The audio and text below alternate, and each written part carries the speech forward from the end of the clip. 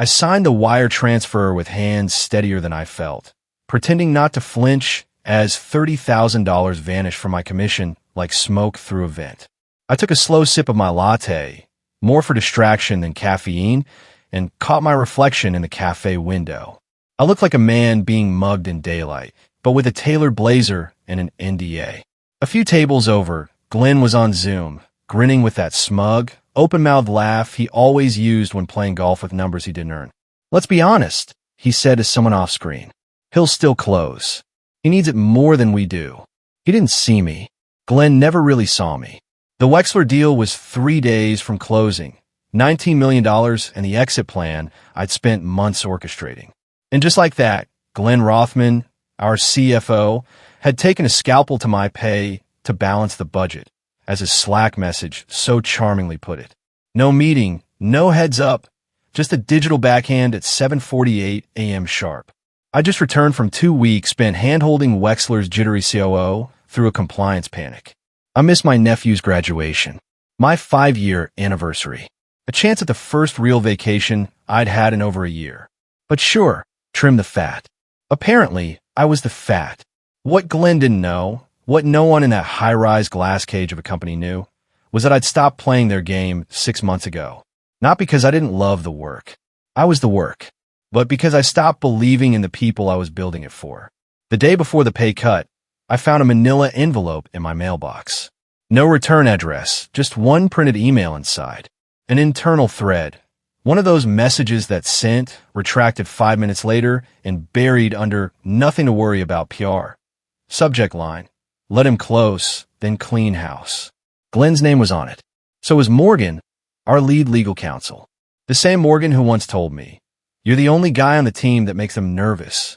That's why they pretend you're family." I didn't need to ask who sent the envelope. There's only one person who still calls me Mulder when we drink martinis after midnight. I didn't get mad. I got surgical. 6 months ago, after yet another strategy meeting where Glenn claimed credit for a pitch I spent 3 weeks perfecting, I registered an LLC, Easton Harbor Consulting. I bought the domain, set up the bank account, filed for the trademark. Then I began drafting 2 versions of every contract. One for the firm, one for me. Quietly, legally, airtight. The Wexler contract? That wasn't just a deal. It was the detonator.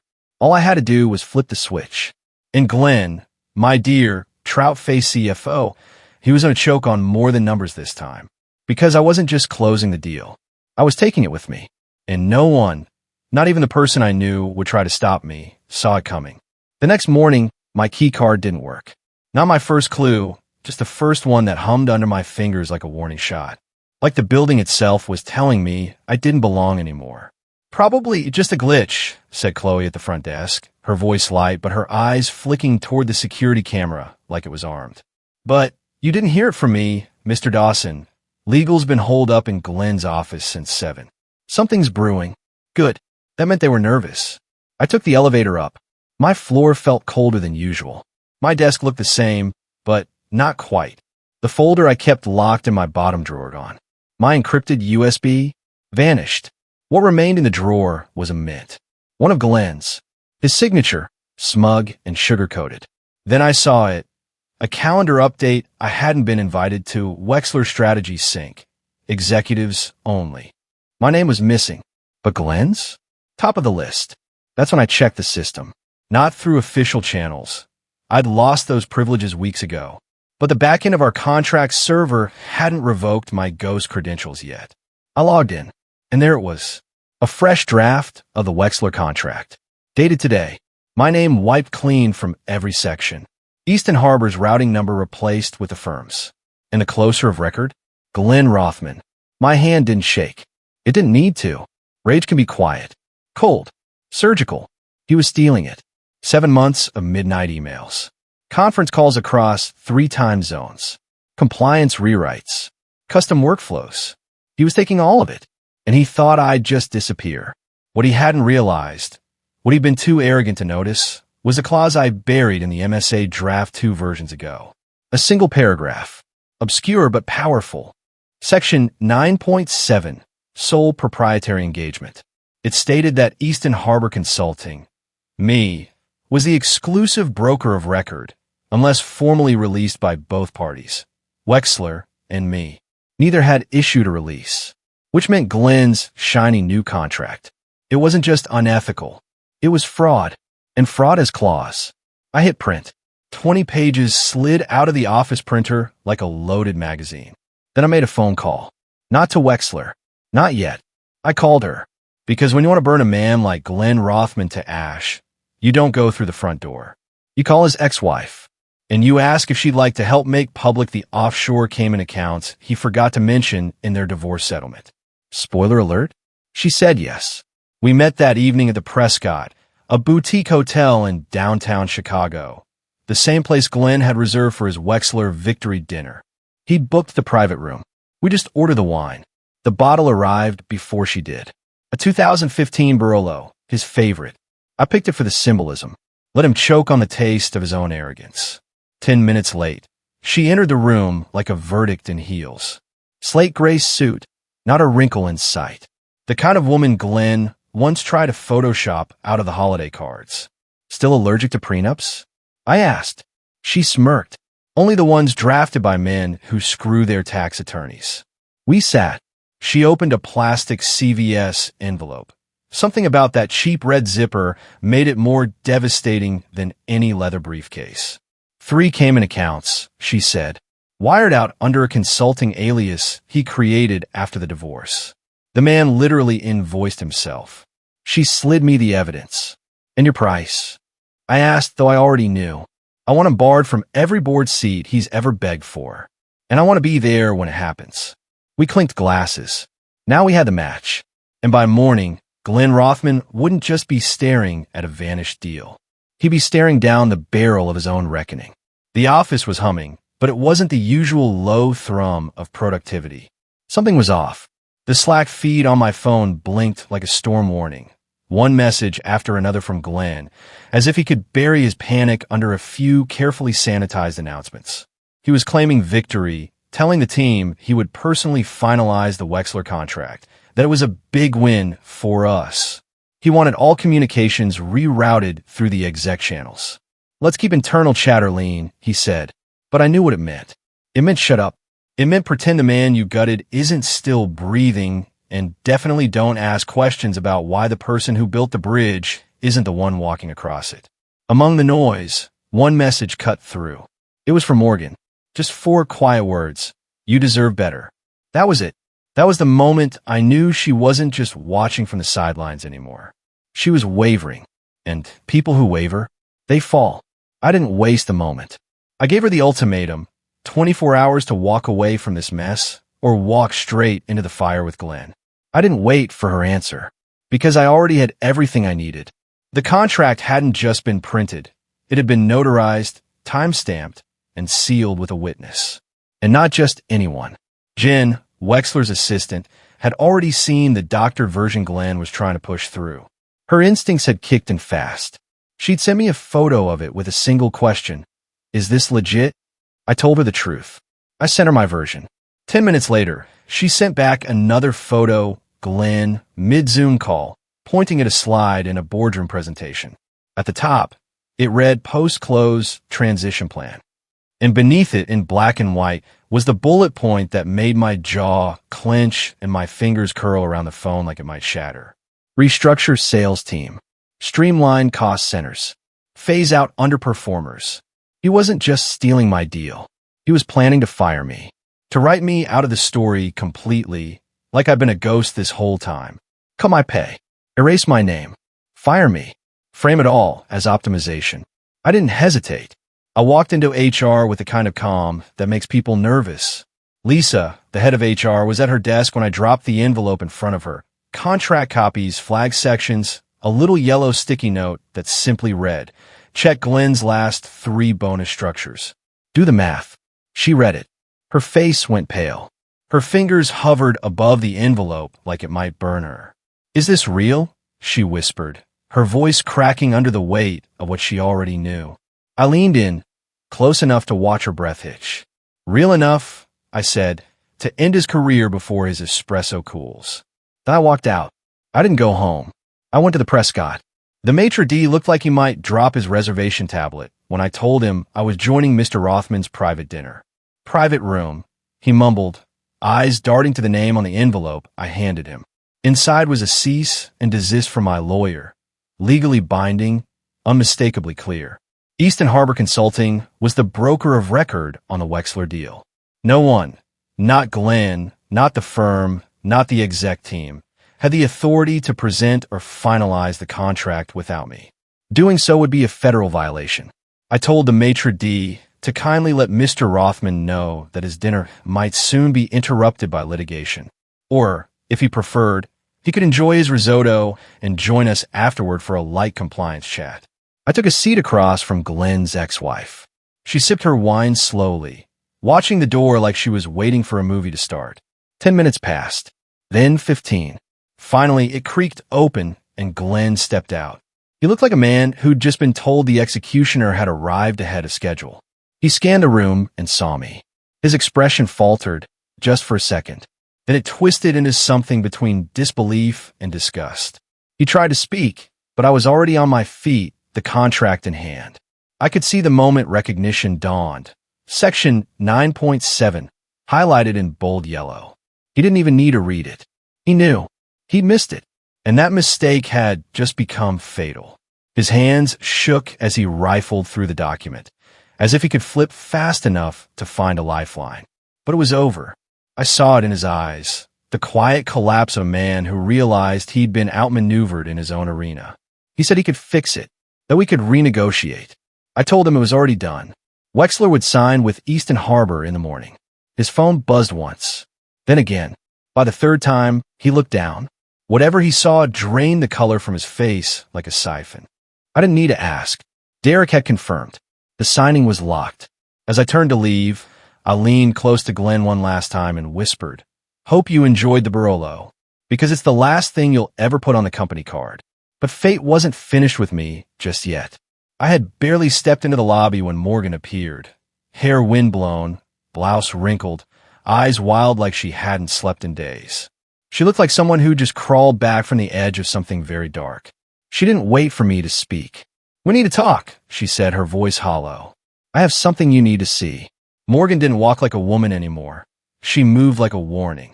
Her heels clicked across the marble floor of the Prescott's lobby, but her posture betrayed something deeper, fear tangled with fury. She looked wrecked. Her blouse was inside out, lipstick smudged to the edge of her cheek, and her phone, cracked at the corner, clung to her like the last thread of sanity she had left.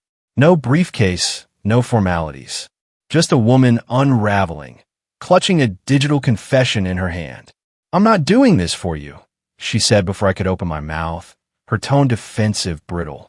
"I'm doing this because I've seen what happens to women who think loyalty is armor around here." She shoved the phone toward me. No password, no hesitation. First, a screenshot from an internal legal thread. The subject line was blank, but the content screamed in all caps between the lines. "If he fights it, we'll bury him in arbitration. Tell Glenn we're prepping the HR documentation trail now." Then another PDF draft of a formal complaint against me. Charges of insubordination, violation of fiduciary trust. The language was precise, calculated, too rehearsed to be spontaneous. They'd been planning this long before the Wexler deal hit the table. And then the final blow. A video, grainy, shaky, clearly recorded off another screen. Glenn was pacing in his office, agitated. His voice was sharp, but the speaker on the other end was unmistakable. "Adrian Cole, CEO. I don't care if he walks with the damn contract," Adrian said, his tone cutting. "Torch his credibility before he gets to the press." Glenn didn't even hesitate. "I'll get Morgan to quietly plant a financial misconduct angle. Say he fabricated vendor payments or something." My hands went cold. Not from shock, from clarity. They weren't just pushing me out. They were trying to erase me, blacklist me, destroy the very idea of me. I looked at Morgan. She was trembling just slightly, maybe from the cold, maybe from the choice she was about to make. "I found the files while I was downloading the Wexler docs," she said. Her voice was low, flat. "Glenn told me to clean them. Sanitize. He said to erase the timestamps." I panicked. I recorded instead. I didn't speak. I didn't have to. She was hanging by a thread and waiting for someone to either catch her or cut the rope. I want protection, she said finally. If I send all of this to you, emails, chat logs, videos, I want to guarantee that I won't be collateral damage when this explodes. I met her eyes. Steady.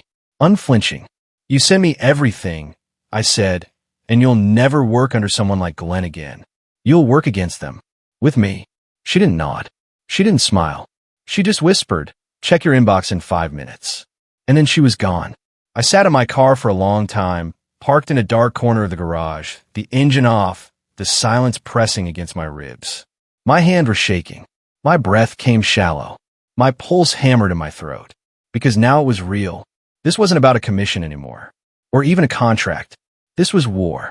They hadn't just underestimated me. They had gone all in, confident that I wouldn't fight back. But now I had receipts. And a witness. I called my attorney. We're going scorched earth, I said. Prepare the statement. I want in the hands of the press by 9 a.m. sharp. Then I called Derek Wexler.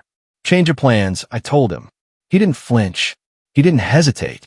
Send me everything, he said, and meet me at the signing early. You want a front row seat for what happens next. He was right, because I still had one last card left to play.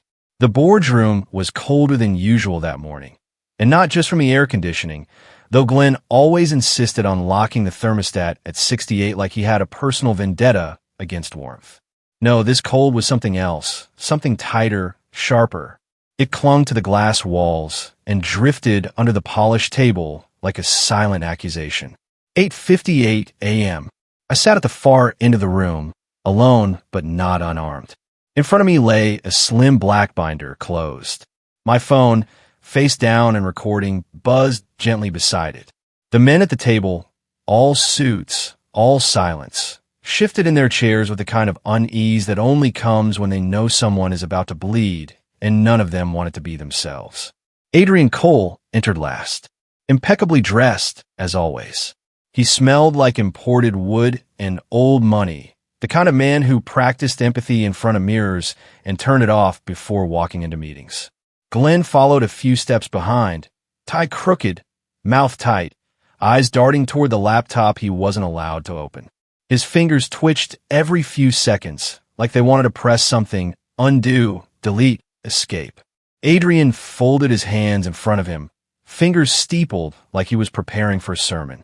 Mr. Dawson, he began, his voice calm, rehearsed. Before we proceed, let me express how unfortunate it is that we've arrived at this situation. I looked up slowly, let the silence hang a beat too long. Likewise, I said, I was hoping we could save the theatrics for your holiday party. Someone chuckled down the table. Adrian didn't. I've reviewed the matter, he said, his eyes narrowing. Glenn has explained his position. I trust you understand the firm's stance. I nodded, then opened the binder. One by one, I slid documents across the table, each sheet a slow, deliberate execution. Printed transcripts of internal chats, screenshots, a forensic report from an independent firm, confirming manipulation of contract metadata using Glenn's credentials. The evidence fell like dominoes, each piece toppling the story they'd spent weeks constructing. I'm also in possession, I said, voice steady, of a recorded call between Mr. Rothman and yourself, in which you discuss fabricating misconduct charges to force me out post-signing. I've already distributed copies to legal, the media, and 3 members of this board. Adrian's jaw clenched. A crack appeared in his mask, small but satisfying. This is outrageous, he said finally. You're attempting to blackmail a corporation. I stood up, slow and deliberate. No, I said. I'm liberating myself from one. Across the room, the door opened. Right on cue, Derek Wexler stepped in, 2 attorneys and a media liaison in tow. He didn't sit. He didn't hesitate. He walked straight to the head of the table and dropped a thick document in front of Glenn. It was the finalized Wexler deal. Signed. Stamped. My name, Easton Harbor Consulting, was printed across every page in bold blue ink. This is the only contract we're recognizing, Derek said, voice cool. Effective immediately, all future engagements will be routed exclusively through Easton Harbor.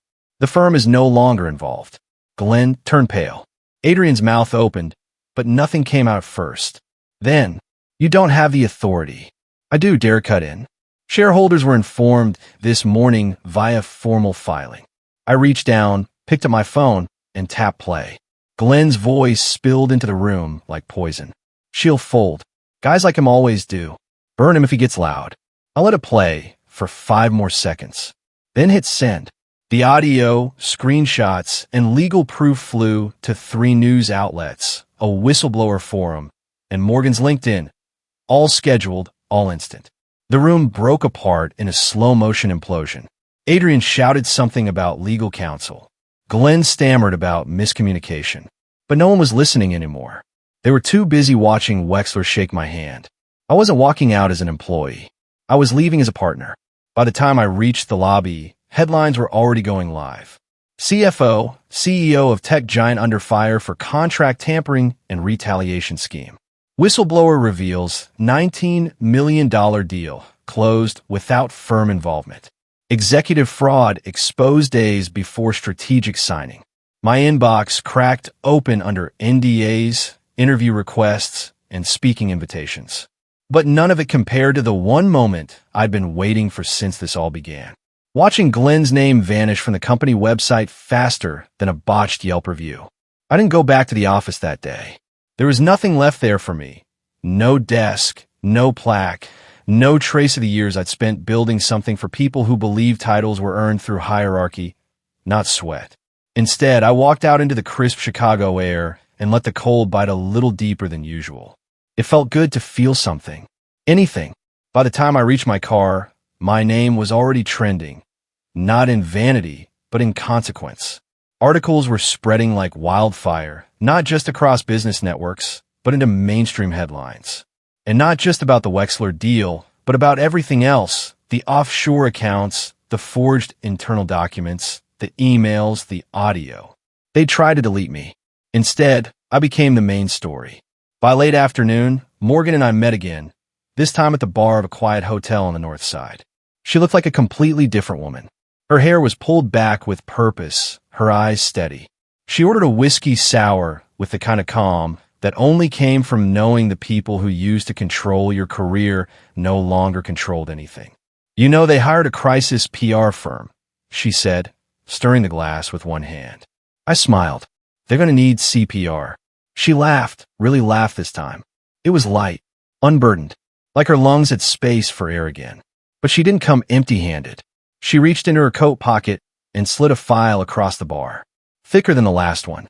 Inside were vendor invoices, dozens, quietly inflated over the last 2 fiscal years. Glenn had been skimming, not just his bonuses. He'd been marking up third-party contracts, rerouting funds through shell vendors. And guess who had signed off as a secondary approver on most of them? Adrian Cole. My lawyer called it a perfect storm of arrogance and poor encryption. I called it poetic justice. Meanwhile, Wexler and I were already fielding requests from 3 of Glenn's former clients. One of them, a massive pharmaceutical firm, asked if Easton Harbor handled ethical compliance training. I laughed so hard I nearly dropped my phone into a bowl of bar snacks. 2 days later, I drove out to my sister's lake house. No laptop, no meetings, just a bottle of champagne I'd been saving for a day I thought might never come. I didn't toast, didn't post. I just sat at the edge of the dock, letting the sun dip into the water like it was washing the day away. I thought about all the things I'd given up for a job that would have erased me without blinking. Missed birthdays, lost sleep, the version of myself that once practiced polite objections in the mirror so I wouldn't seem too aggressive in meetings. That man was gone. In his place stood someone who didn't just survive a broken system. He rewired it clause by clause, email by email. And in 48 hours, I'd be standing in front of 1,000 people at a tech leadership summit in D.C. Not as a cautionary tale, but as a blueprint. But the real twist? The Wexler deal wasn't just closed. It was licensed, structured under my terms, my firm's conditions, my intellectual property. Every time Glenn's old company reused that framework in another contract, they'd owe me a royalty. Not a lot, just enough to remind them, quarter after quarter, that I hadn't disappeared. I'd evolved. The royalty note at the bottom of each invoice read the same every time. Easton Harbor Consulting. Authorized. Independent. Irreplaceable. At the summit, I waited backstage, mic clipped to my collar, watching as the audience filled the seats. Men, women, interns, executives. Some in suits. Some in jeans. All of them looking toward the stage like they were hoping to see something that made them believe again. I stepped out into the light. The applause didn't faze me. What moved me was the silence that followed. The kind of silence that says we're listening now. I opened with the truth. I told them I was never supposed to be here, that I was supposed to be erased. Quietly. Efficiently. That there were entire meetings I was never invited to, until I made sure they'd never forget me again. And then I told them something I hadn't told anyone yet. The final twist. That I'd retained ownership of the entire Wexler framework. That every time it was deployed, a check would land on my desk. Small, predictable, relentless. And on the bottom corner of every single one, the same signature in blue ink. Mine. I didn't ask for applause when I finished, but I got it anyway. And as I stepped down from that stage into a sea of outstretched hands, I realized something. They tried to write me out. Instead, I wrote myself in permanent ink. Monday morning came with an eerie stillness. The kind of quiet that only follows an explosion when the dust hasn't yet settled, but everyone already knows what they're standing in is no longer what it used to be. At 9 a.m. sharp, the federal subpoena landed on Adrian Cole's desk, delivered by a man in a windbreaker that looked too stiff to be casual, too serious to be ignored. The receptionist tried to intercept him, stalling with the sort of fake smile that only works on interns, but the agent didn't pause. He walked straight through the glass doors and placed the envelope on Adrian's desk in the middle of a phone call. A call that, ironically, was with a journalist Adrian was trying to charm into retracting the story. The call didn't end well. Neither did his career. By 9:07, every board member had a copy of the federal findings. Morgan, ever precise, had not only turned over the documents, but had also submitted an affidavit. Line by line, it detailed the plan to frame me, to forge the internal complaints, to build a trail of lies long enough to bury anyone who asked questions. Her signature was flawless, but her resignation letter was better. It read, "I no longer wish to participate in the institutional silencing of competence." Glenn's severance vanished before it could even be processed. His access was revoked. His name scrubbed from internal systems as fast as the PR team could type. Adrian's privileges were stripped with the same ruthless efficiency he once prided himself on. He never even got the chance to delete his precious Vision 2030 slide deck, the one that opened with my Wexler strategy as a case study. They tried to erase me from the record, but the record remembered. The press ran a follow-up story before noon. Consultant executes flawless exit strategy, takes $19 million deal with him. But my favorite was a Fortune op-ed that came later that week. Easton Harbor isn't just a consulting firm. It's a warning shot. And maybe it was. But I never built it to be a weapon. I built it to be a lighthouse. For every professional who's ever been gaslit into thinking their instincts were wrong, their effort disposable, their voice too inconvenient. Weeks passed. The headlines faded. But my phone didn't stop buzzing. Startups, executives, universities. They didn't just want my strategy. They wanted my story. So I gave it to them. Not polished. Not corporate. Not sterilized for branding. I told the truth on stages, in classrooms, in boardrooms. I told them how power doesn't always wear a nameplate. That sometimes the most dangerous person in the room isn't the loudest. It's the one quietly printing receipts. I talked about nights spent doubting everything, staring at ceiling fans, and wondering if any of it would ever be worth it. I talked about fear, about silence, about the moment you realize you've been underestimated for so long. It becomes your sharpest edge. And when I finished talking, people didn't just applaud. They stood up, because what they were hearing wasn't just a revenge story. It was a survival map. One night, months later, I stood alone in the new Easton Harbor office. Top floor, wide windows, minimalist, everything. I poured a drink and looked out over the city, not with triumph, but with peace. On the wall behind me was a quote, etched into the glass with quiet defiance. Make them remember why they tried to forget you. And beneath it, in my own handwriting, the 3 words that now defined every contract I signed, every room I entered, and every lie I outlived. Authorized, independent, irreplaceable. And if you're still watching this, still feeling that fire in your chest, that quiet echo of "I've been there," then maybe this wasn't just my story. Maybe it's yours too.